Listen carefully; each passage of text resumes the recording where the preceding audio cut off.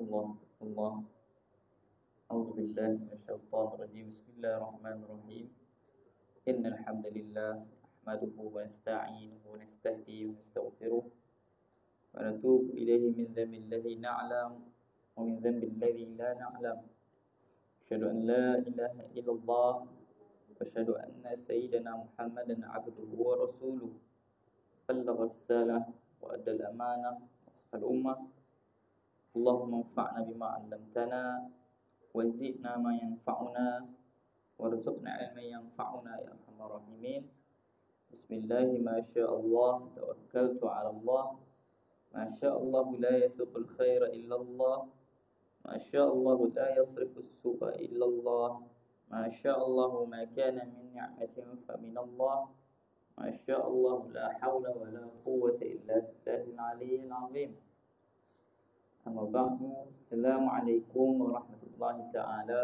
وبركاته. Alhamdulillah, syukur kita ke hadirat Allah Subhanahu Wa Taala yang mana dengan limpah kurnianya pada pagi yang penuh barakah ini kita dapat sambung pengajian kita. Inilah jalanku yang membincangkan akidah Ahlussunnah wal Jamaah dan juga sebahagian daripada perbahasan tasawuf. Dan kita dah sampai ke persoalan yang kedua, iaitu persoalan apakah boleh untuk kita mengikut akidah seseorang tanpa kita mengetahui bukti yang mengesahkan pegangannya. Permasalahan ini dikenali dalam sebagai permasalahan keimanan ahli taklid. Bahasa Melayu pun saya ingat saya sudah guna perkataan tu, taklid buta ataupun ikutan secara membuta tuli. Perbahasan ini dibincangkan dalam kitab-kitab akidah Ahlussunnah wal Jamaah di bawah perbahasan keimanan ahli taklid. Boleh tak dalam agama ni kita sekadar ikut je apa orang buat? Misalnya, saya percaya Allah wujud ni bukan sebab saya tahu pun apa bukti Allah wujud. Saya percaya ni sebab daripada kecil mak saya didik saya untuk beriman kepada Allah. Maka memadai tak keimanan saya tadi tu? Hanya sebab mak saya cakap, saya percaya. Dan iman tu lah daripada kecil dulu yang saya pegang sampai saya besar. Tak ada apa-apa perubahan. Jadi perbahasan ini berkenaan dengan keimanan kelompok yang macam ni. Taklid. Okay. Di dalam ilmu akidah ataupun dalam perbahasan akidah, akidah ni berkait dengan iman. Bila berkait dengan iman, ulama Ahlussunnah wal Jamaah mensyaratkan bahawa seorang tu bila dia nak diiktirafkan sebagai kelompok yang mengenal Allah, yang digelarkan sebagai al-arif billah. Begitu juga kelompok yang diistilahkan menunaikan tuntutan Allah Ta'ala bila Allah Ta'ala kata dalam Quran, fa'lam annahu la ilaha illallah wastaghfir li dhanbik. Kan? Allah Ta'ala sebut dalam Quran, maka ketahuilah, fa'lam. Ketahuilah. Apa maksud tahu? Imam Sanusi rahimahullah menyebutkan tahu di situ sekurang-kurangnya kena ada 3 syarat. 3 elemen tahu ataupun ma'rifah. Yang pertama syaratnya ialah mesti jazam. Apa tu jazam? Jazam ni yakin. Dalam akidah dia tak menerima orang keraguan. Dalam akidah dia tak macam fiqh. Fiqh ni tuan-tuan perempuan, dia tak syarat tuan-tuan perempuan yakin ibadah tuan-tuan perempuan ni 100% sah, maka baru ibadah tu sah. Tak, dia memadai dengan kita panggil ghalabah al-dhann, sangkaan berat. Contohnya bila kita mandi wajib lah. Mandi wajib ni contoh yang paling mudah kita nak buat. Mandi wajib ni disyaratkan ta'mimul badan. Ta'mimul ma'i ila jami'il badan. Mewajibkan air tu kena kepada semua anggota badan seluruh tempat. Jadi adakah fuqaha syaratkan untuk kita yakin 100% semua tempat kena air? Fuqaha tak syaratkan. Fuqaha hanya kata Buat sekadar mampu yang mana rasa dengan kadar ni dah memadai. Jadi dalam fiqh memang dibenarkan kita panggil apa? Zon. Begitu juga banyak lagi lah perbahasan-perbahasan lain, masalah buka puasa dan seumpamanya. Ada berkait-kait dengan zon. Okey. Namun dalam akidah dia tak ada zon. Dalam akidah dia tak ada zon, dia mesti yakin. Apa maksud yakin dalam akidah ni? Yakin ni konsep dia, bila kita tahu satu benda tu, kita yakin bahawa pegangan kita tu betul dan dia tidak ada kebarangkalian salah. Selama mana kita pegang ada kebarangkalian salah, dia tak boleh yakin. Sebab tu kita menyebutkan misalnya dalam bidang-bidang yang bersifat anjal, yang bersifat dinamik, yang bersifat boleh berubah-ubah ni. Contoh macam ilmu sains kebanyakannya. Perbahasan sains ni antara perbahasan yang mana ruang dia, domain dia bukan bersifat yakin kebanyakannya. Misalnya antara benda yang masih lagi yang kata apa, tak diketahui secara pasti dan boleh lagi untuk berubah adalah keadaan sesuatu jisim ataupun hidupan ketika ia berada pada ruangan yang sangat kecil. Ruangan yang kecil ni nama dia, kita panggil dia ruangan kuantum. Kalau tuan-tuan pernah dengar lah nama kuantum ni. Okay. Basically bila ruang tu lebih kecil daripada subatom, bila satu benda tu lebih kecil daripada saiz atom, dia masuk satu ruang yang nama dia ruang kuantum. Dalam dunia kuantum ni masih lagi ahli fizik, ahli sains sekarang dia tak boleh nak tentukan secara pasti apa yang tengah berlaku. Tak ada lah, tak tahu langsung. Kalau tak macam mana dia boleh urai. Cuma nak katanya masih lagi belum cukup untuk menghuraikan pelbagai isu. Maka boleh jadi apa yang orang pegang sekarang, lagi 10 tahun, lagi 20 tahun, benda lain pula yang dipegang. Jadi dalam akidah dia tak ada macam tu. Dalam akidah kalau hari ni kita percaya Allah wujud, kita tak ada dah menerima kebarangkalian lagi 5 tahun Allah tak wujud. Keyakinan kita tak boleh berubah. Tu mesti jazam. Syarat yang kedua, jazam tersebut mesti mutabiq lil waqi'. Dia mesti betul. Mesti bertepatan dengan realiti. Kalau nak kira yakin ni, orang Kristian pun yakin Nabi Isa Tuhan. Jadi adakah keyakinan mereka tu kita kata iman, kita kata ma'rifah? Tak. Sebab apa? Sebab yakin sahaja tapi tak betul pun tak jadi. Dalam akidah dia tak ada istilah apa? Biar salah asal confident. Dia tak ada. Dalam akidah dia tak boleh. Kalau biar salah asal confident, masuk neraka semudah. Okay. Itu yang kedua, dia mesti betul. Dan yang ketiga, dia mesti an dalil. Dia datang daripada dalil. Kalau tuan-tuan perempuan beriman tak ada dalil, iman tuan-tuan ni nama dia iman ahli taqlid. Tuan-tuan digelarkan sebagai muqallid. Okey, keimanan orang muqallid ni macam mana? Sah ke tak? Ini berlaku khilaf dalam kalangan ahli sunnah wal jamaah, sesama ulama. Jumhur ulama berpandangan bahawa keimanan ahli taqlid ni sah. Apa maksud sah? Maksudnya dia masih Islam lah, bahasa mudah dah. Dia masih Islam. Hanya semata-mata seorang tu tak tahu dalil Allah wujud, tak tahu dalil Allah berkuasa, dia tak jadi kafir. Tapi dengan syarat dia mesti percaya dengan yakin dan dia kepercayaan itu betul. Ini mesti kena ada dua syarat tu untuk keimanan dia sah. Kemudian bila diikut orang tu, bukannya kalau orang yang diikut tu berubah, dia pun berubah. Itu pun tak boleh juga, tak diterima juga. Tak sah iman. Namun jumhur ulama meskipun mereka mengatakan sah iman orang bertaklid, tapi dia orang perinci kan. Kalaulah orang yang beriman dengan secara taklid ni, dia ada kemampuan untuk guna akal dia, namun dia tak guna. Dia misalnya hidup dia habis dengan dunia saja. 60 tahun hidup, 60 tahun bincang pasal minyak kelapa sawit je. Okey. 60 tahun hidup, 60 tahun dah bincang pasal harga getah. Bincang benda-benda dunia je. 60 tahun hidup. Tapi boleh fikir tak? Boleh, ada akal. Cuma dia tak guna akal dia untuk mencari dalil kewujudan Allah. Dia tak guna akal dia untuk berfikir tentang keagungan Allah Ta'ala. Maka mereka ni iman. Mereka ni masih orang mukmin, tapi mereka ni berdosa. Berdosa sebab apa? Sebab mereka meninggalkan tuntutan Allah Ta'ala, yang ni suruh berfikir dalam mengenal Allah. Allah Ta'ala kata dalam Quran, qul inzuru ma fis samawati wal ardh. Tengoklah apa yang ada di atas langit dan bumi.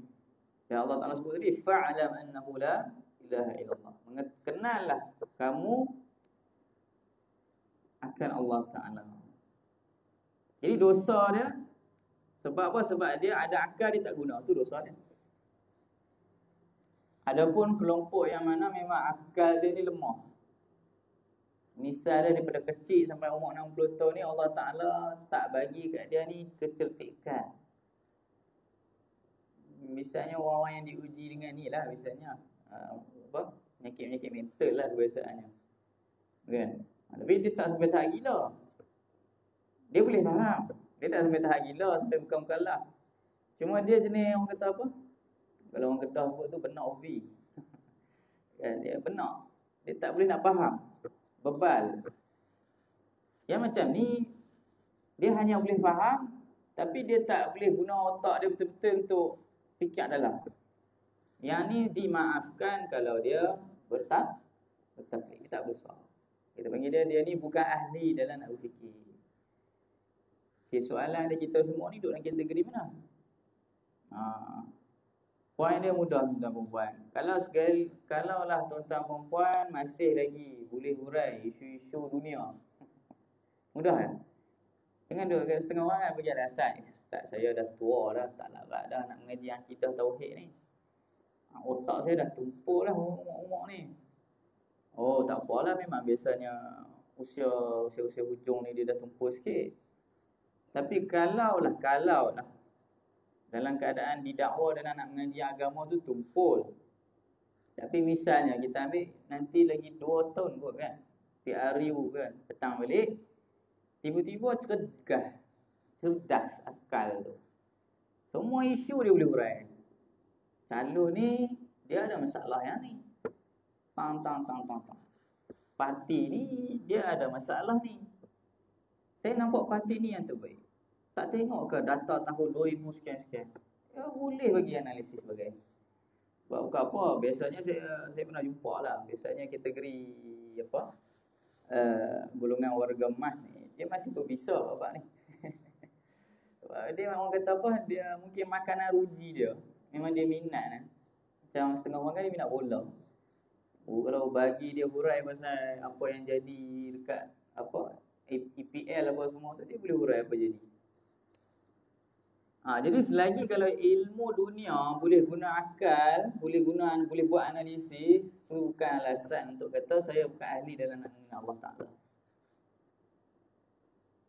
Bahkan itu sebenarnya kita nak beralasan, bukan beralasan dengan ustaz-ustaz. Ustaz-ustaz ni kalau kita tak dengar apa dia cakap, dia tak pergi apa-apa.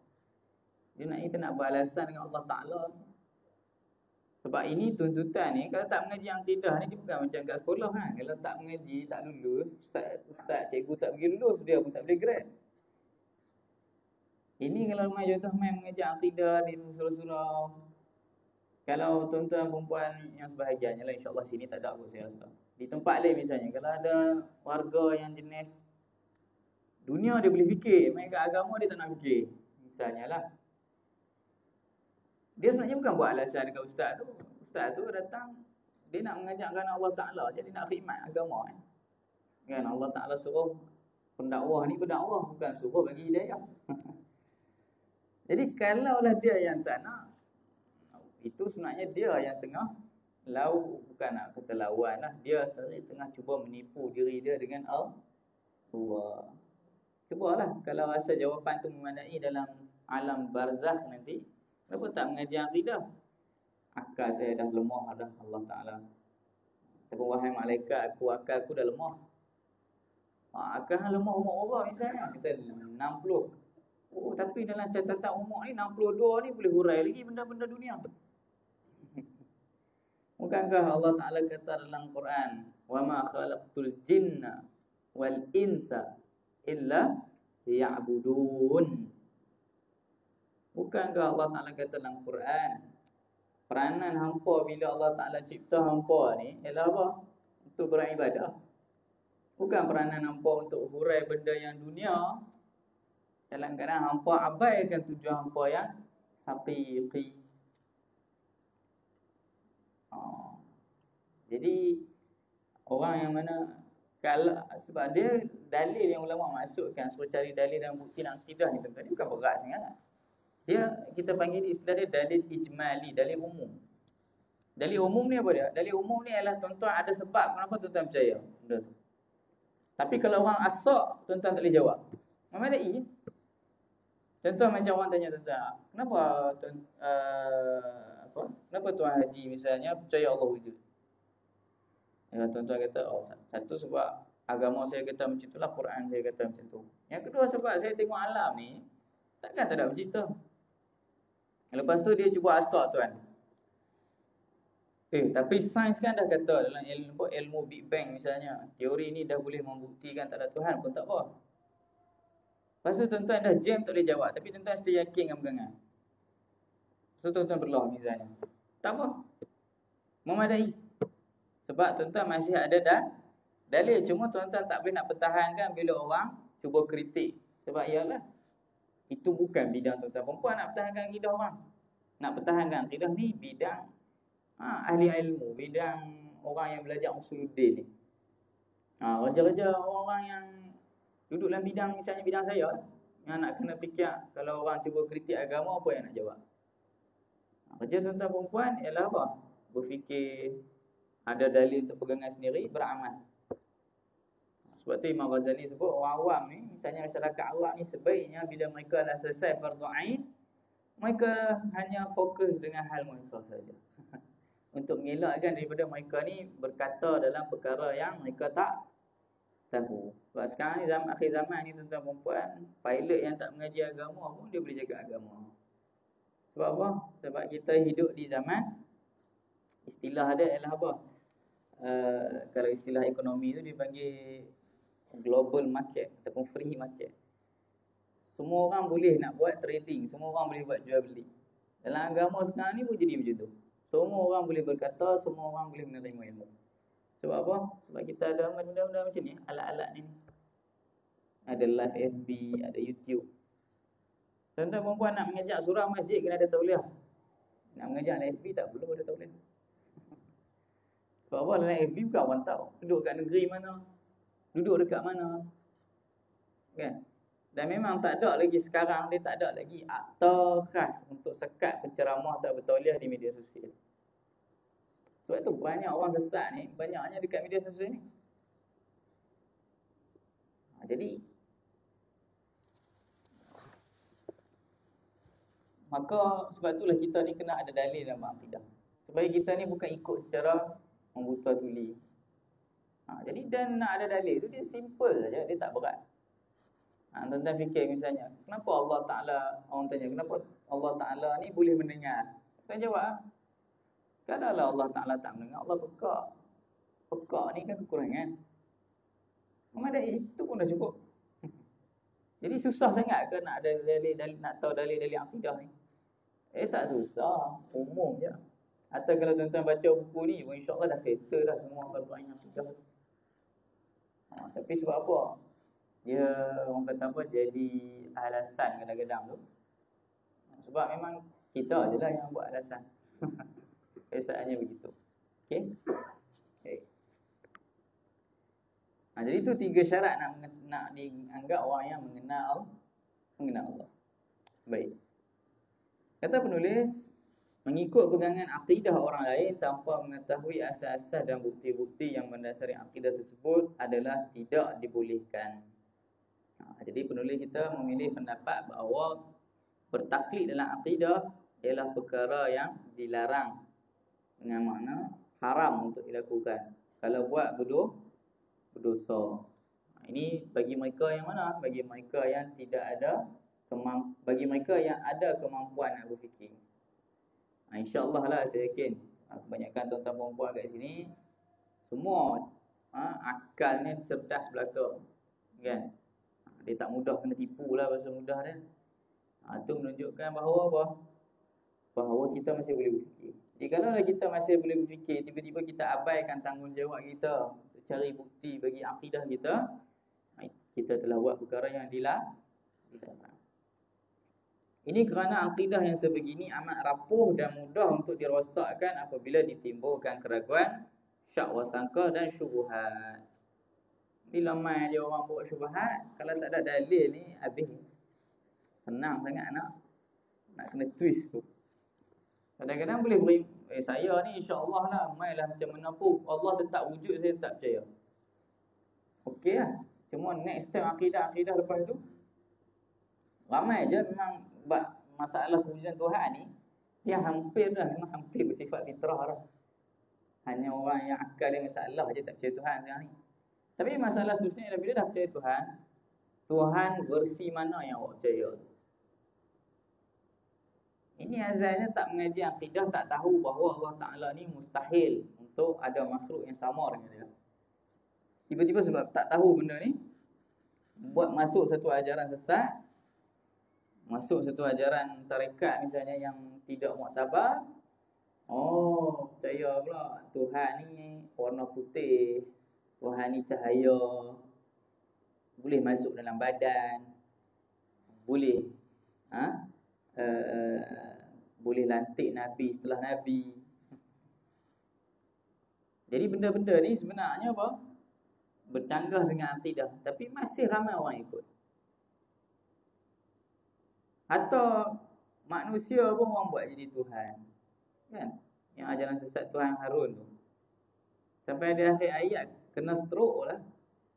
Kita dengar sekali pandang pun dah pelik kan. Apa ni Tuhan kena stroke? Tuhan kot. Patutnya dia yang memberikan stroke, dia yang menarik stroke. Dia jadi macam Kristian balik. Dikelar Tuhan, tapi dia yang disalib diri dia dan dia nak tebus dosa umat-umat dia.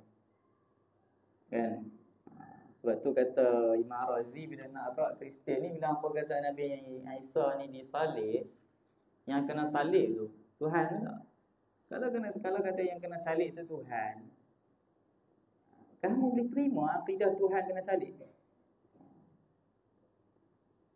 Kenapa dia tak selamatkan diri dia?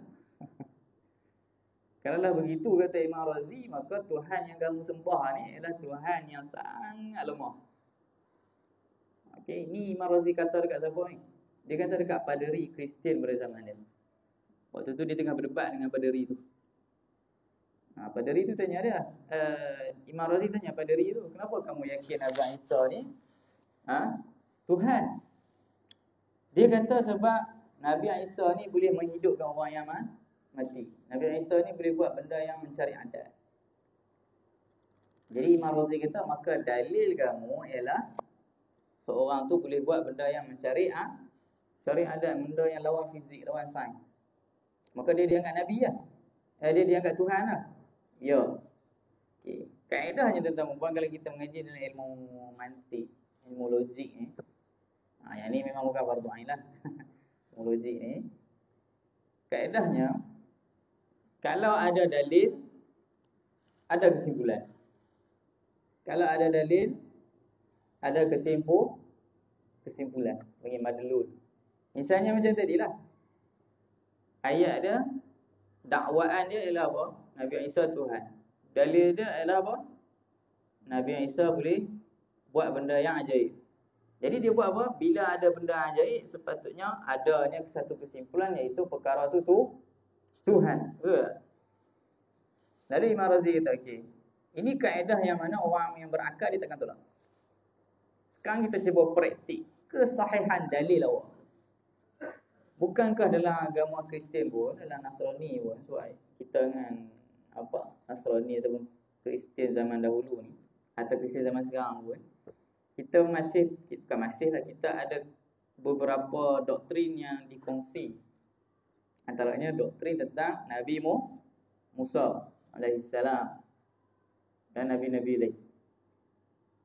Jadi orang sepakat bahawa Nabi Musa pun ada juga benda yang mencari adat yang dia buat. Pembelahan laut, berubah tongkat jadi ular. Semua ni dia orang pun percaya.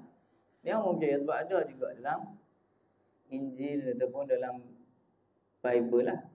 Okay, saya tak samakan lah Injil Bible ni.